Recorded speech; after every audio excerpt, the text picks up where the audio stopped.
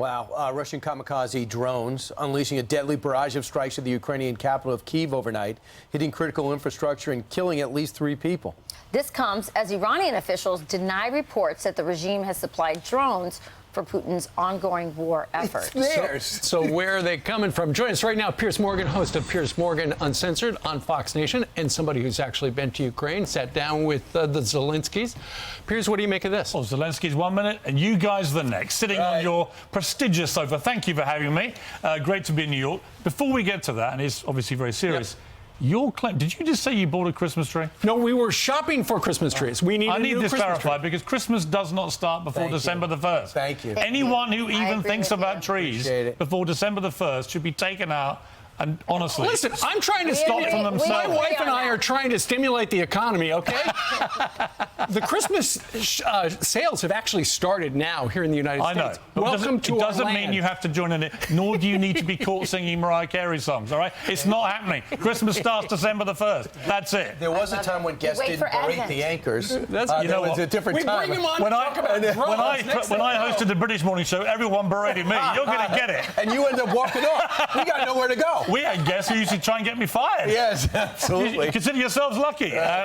Should we get back to more serious things? Yeah, well, waves of kamikaze Iranian drones. And these are Iranian drones. For them to deny it is comical and farcical. Absolute lie, as we've seen now throughout from the Russians. They bought thousands of these drones from the Iranians, and they're now unleashing hell all over Ukraine, including the constant bombardment now of the capital city. These are kamikaze drones. They're unmanned. And I would only compare this to Pearl Harbor, when they used manned kamikaze planes and slammed in with actual pilots on board. These don't even have pilots. They are just slamming in to infrastructure and civilian buildings. They've been killing civilians. They killed a man and his wife who was 6 months pregnant overnight. Absolutely horrendous scenes. These are war crimes.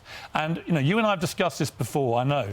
I know it's a divided issue in America, and I know that it's not really that divided. I mean, yes, you it do. Well, a lot of Americans do feel, 50-50. why are we spending money on this? I simply say what you're seeing is similar behaviour to what we saw from Hitler in 1939, and it took actually kamikaze attacks on American soil for America to engage fully in World War II, and that was a moral duty felt because it was an attack on your mainland. I feel very strongly that what we're seeing here is a similar behavioural pattern by Putin to what we saw from Hitler. He wants to take territory that isn't his illegally. He doesn't care how many civilians he slaughters in the process. It is a constant barrage. Now, these people, I went to Ukraine in July.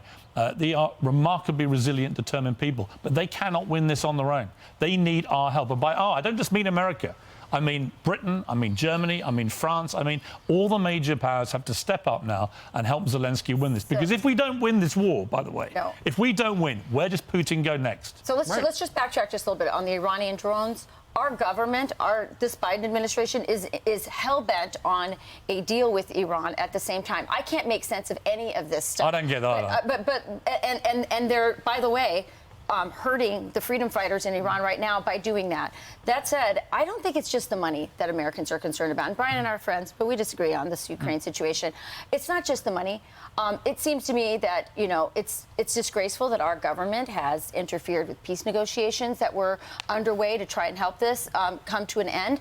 I don't think it's just the money. I think that it looks like what our government wants is regime change. I don't think regime change is what the American people want, because we don't know what that means anymore. I don't think they want regime change.